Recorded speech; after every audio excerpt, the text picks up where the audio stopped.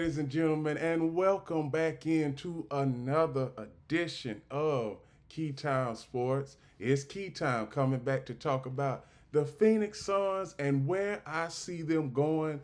And basically, most people are asking, do they even make the playoffs?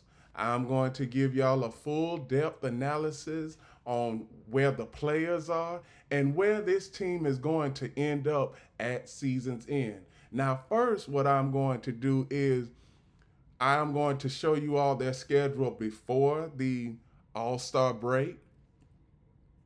Here is their schedule before the All Star break, and there were quite a few losses, uncharacteristic losses, but like I have been saying for the last 2 or 3 years, when it comes to the Phoenix Suns bench production, I have trepidation with that because I'm gonna give y'all a few statistics right now. Over the last couple of years, they have had a bench production average of 22. Bench production average of 22, and right now, currently, since they are at the All-Star break, and tonight they start their second half of the season in San Antonio. Tonight their bench production, well, excuse me, since the season has started, their bench production this year hasn't been all out what it should be. They have been 24th 24th in bench production.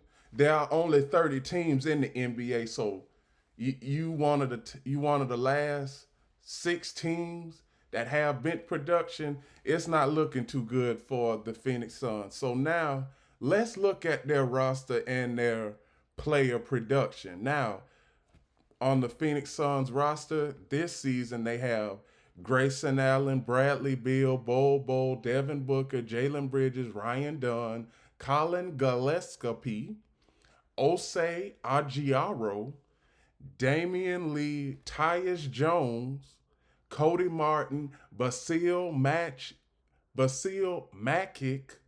Monte Morris, Royce O'Neal, Mason Plumlee, Nick Richards, and Ty Washington Jr. That's some name right there. But these are all of their players, and you see their salaries.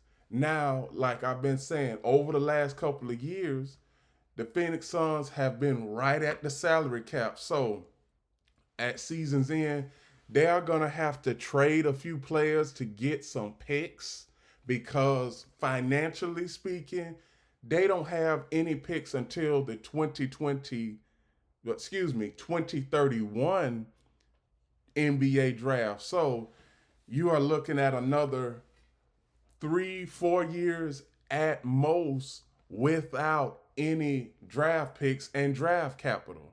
So now season statistics throughout this season have been pretty much inconsistent with some players.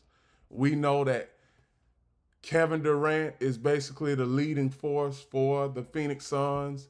Kevin Durant has averaged 27.3 points, Devin Booker 26.2, Bradley Beal 17.4, Tyus Jones 11.1, Grayson Allen 11 points, Royce O'Neal 9.6 points, Nick Richards 8.8 points, Yusef Nurkic 8.6 points, Ryan Dunn 6.5, Josh Okogie, Bol averaged 6 points each, Monte Morris 4.9 points, Mason Plumlee 3.9, Ty Washington Jr. 4 points, Damian Lee 3.7 points throughout this season, Colin Gillespie 3.4 points, Jalen Bridges 0.8 points throughout this season. Let me tell y'all, the Phoenix Suns are not going anywhere this season. They didn't do nothing last season, and they didn't do nothing the season before that. And the season before that, they had Chris Paul, Kevin Durant, and Devin Booker. And what did they do? that those four guys basically had to carry the Phoenix Suns, because when we get to their bench, over the last 4 years, their bench hasn't done anything. And the bench hasn't done anything this year. So I'm going to tell y'all this. I'm going from a historical realm now. Hit from a historical realm, the Phoenix Suns, they haven't done much. I'm going to tell y'all the Phoenix Suns history. I'm going to tell y'all the Phoenix Suns history has not been great at all. Now, I'm going to go record by year, and we are going to see how under how the Phoenix Suns have underachieved year by year. So, the franchise has never won a championship. That's set in stone. So we look back at all of the seasons prior. Let's see. The seasons prior to 2020 and the 2021 NBA season, they get all the way to the NBA finals and lose. Then the next 2 years, they get to the conference finals and lose. 2023-24 last season, they get to the first round and lose to the Minnesota Timberwolves. But the seasons before the 2020 season, they went 7 years without making the playoffs. And in all of those 7 seasons before they made it to the finals, they had sub 500 records, with the worst season being 1963 in 2018-2019. So now, currently right now, before tonight's game between the Phoenix Suns and not Sacramento Kings, the San Antonio Spurs, currently the Phoenix Suns are 26 and 28, They are they are sitting in the 11th spot in the Western Conference. So they are sitting at the 11th spot right now.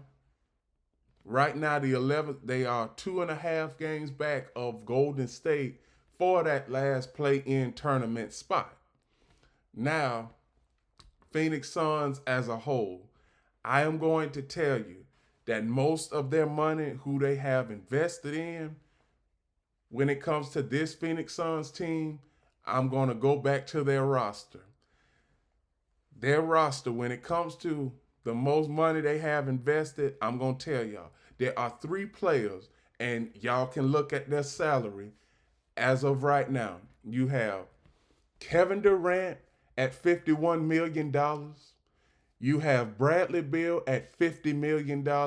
You have Devin Booker at $49 million. And let's see, everybody else is in the single digits, with the exception of Grayson Allen at $15 million.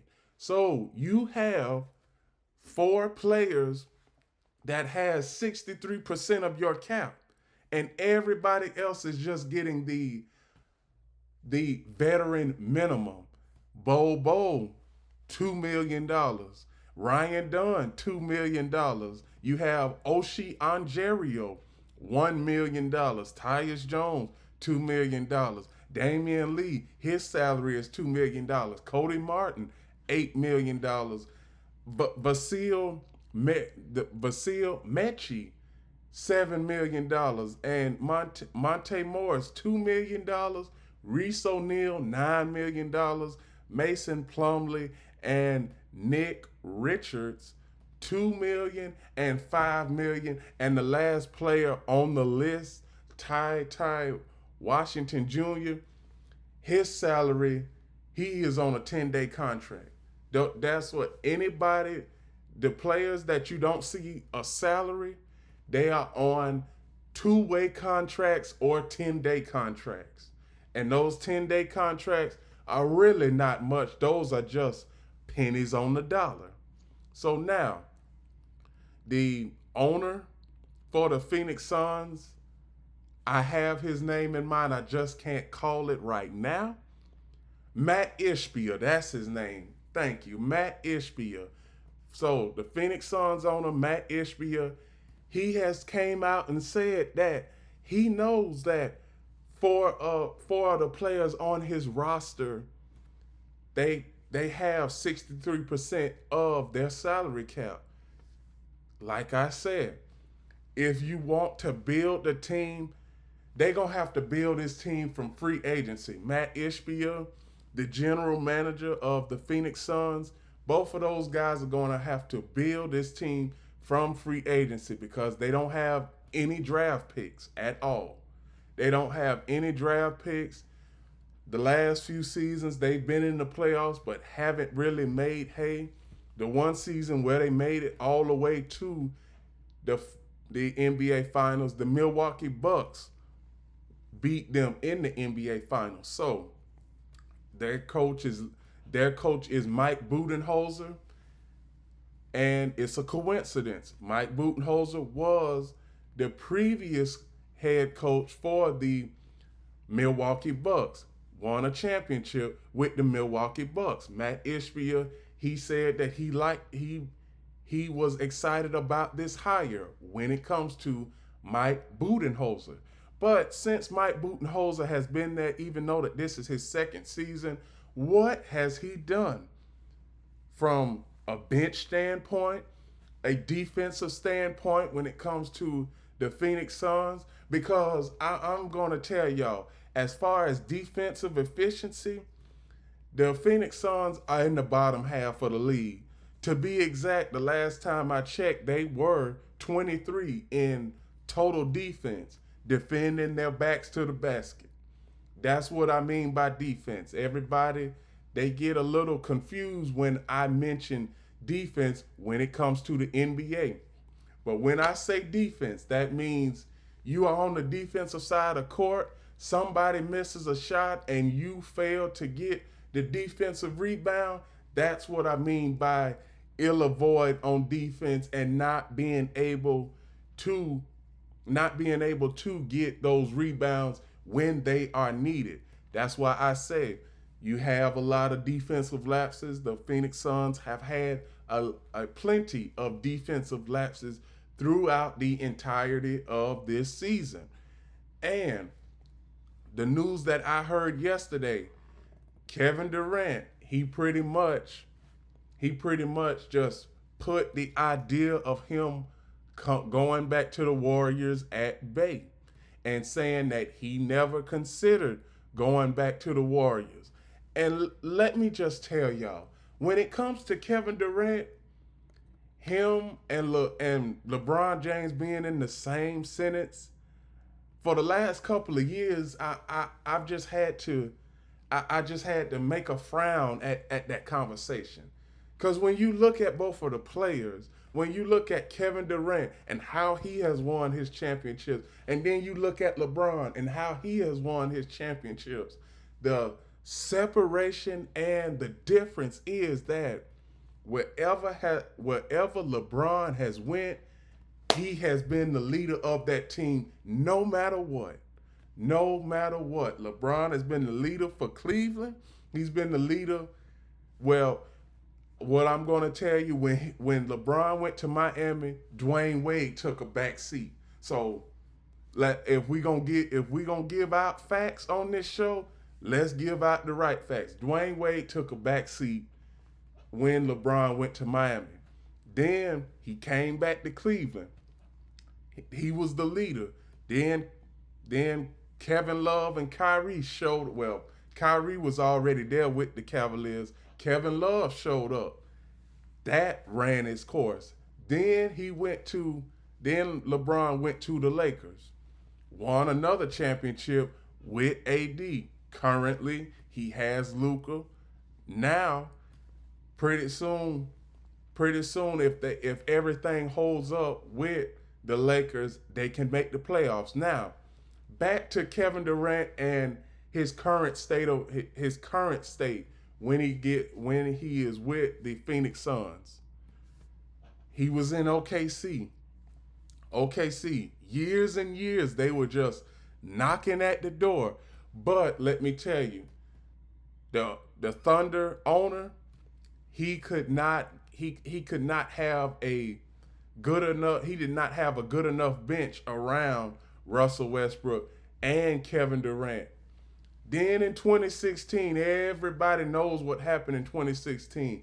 Kevin Durant jumps ship, goes to Golden State, and then for the next 2 years he wins a championship.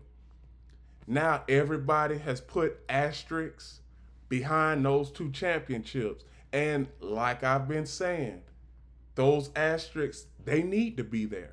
They do. Because it was just, the team was already assembled with the Golden State Warriors. The team was already assembled. And when it comes to him, he said that he would be the, he said that he was the difference. And ultimately, he was. And then afterwards, when Golden State ran its course with Kevin Durant, he went to Brooklyn. Kyrie went to Brooklyn with him. I'm going to tell you all, his tenure with the Brooklyn Nets, it was just a clown show. You had Steve Nash, a person that never had any coaching history when it comes to the NBA. You had him lead, and when it comes to Steve Nash, he was basically just sitting on the sideline as a coach, just folding his hand, just folding his arms like this, crossing his arms like this, and just letting the players go up and down the field. He really didn't emphasize no defense, didn't really have the plays that the Brooklyn Nets needed at that point in time. But from what I'm hearing, initially, Kevin Durant and Kyrie Irving was not supposed to go to the Brooklyn Nets. They were supposed to go to the New York Knicks, but James Dolan, he wanted to be stingy with the salary cap with the New York Knicks, and he didn't want to pay Kevin Durant and Kyrie Irving what they were worth. So Kyrie Irving goes to the Dallas Mavericks, where he's at now. Kevin Durant goes to the Phoenix Suns. I get back to the Phoenix Suns. Kevin Durant, what I've said all of these years, Kevin Durant, he is not a good team leader, and this is a fact here. This is a fact, and I can tell y'all this. I have looked at this throughout the last 8 or 9 years from the time I was in high school up until now. Kevin Durant is not a good team leader. He is just a guy that just wants to play basketball but don't have any responsibility. And that is the difference when it comes to Kevin Durant and LeBron James. So, scoring wise, both of these players, LeBron James and Kevin Durant, are on a pinnacle at the mountaintop when it comes to their scoring averages and their career average scoring and how many points they have scored throughout their career. But that is the only difference that I have when it comes to Kevin Durant and LeBron James. So now, my closing statements when it comes to the Phoenix Suns. I believe Kevin Durant, he might want to go to a different team come the offseason, because this experiment with him being in the desert in Phoenix, I believe has run its course, because you've had 2.5 years, almost 3 years, to figure out what does this team have, and how can the team be assembled to be a championship contender.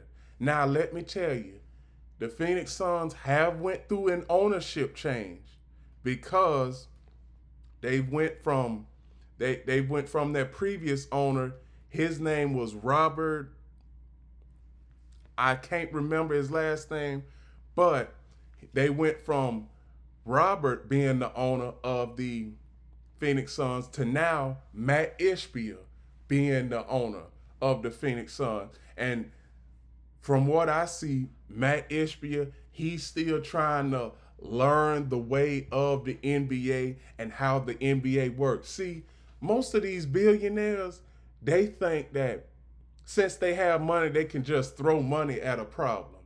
But when you have a team, and I've said this about the Walmart family, because the Walmart family has ownership of the Denver Broncos, and they are still, seems like they are making hay with their quarterback in Bo Nix. But back to the Phoenix Suns, Matt Ishbia, it is going to take him another 3 to 4 years to really understand the criteria and how the NBA process goes, because he doesn't understand it right now, and he's only had this team for a good 2.5 years. So he's still learning. And as far as the Phoenix Suns, the only thing I see the Phoenix Suns, I only see them making the play in tournament. And if they do make the play in tournament, they will have to face either a team like they'll have to face either a team like Minnesota Timberwolves, Dallas Mavericks, Sacramento Kings, or the Golden State Warriors. If everything holds up, if the record standings hold up like they look right now in the Western Conference, the Phoenix Suns will not make the playoffs, and the Phoenix Suns and Matt Ishbia will be at a crossroads. They will have to trade some guys, get some future first round draft picks if this season it doesn't work out, and it's looking like this season it is not going to work out in the Phoenix Suns' favor. And with that, that is my remaining season outlook for the Phoenix Suns. Please like, comment, share, subscribe. Click the notification bell to get notified of all of my reaction videos, shows, and other content. We are doing an expansion on YouTube and Instagram within the coming weeks and months. So please like, share, and follow Key City Sports on Instagram. Please like, comment, share, subscribe on Key Time Sports on YouTube. And remember one last thing, the key is always on time.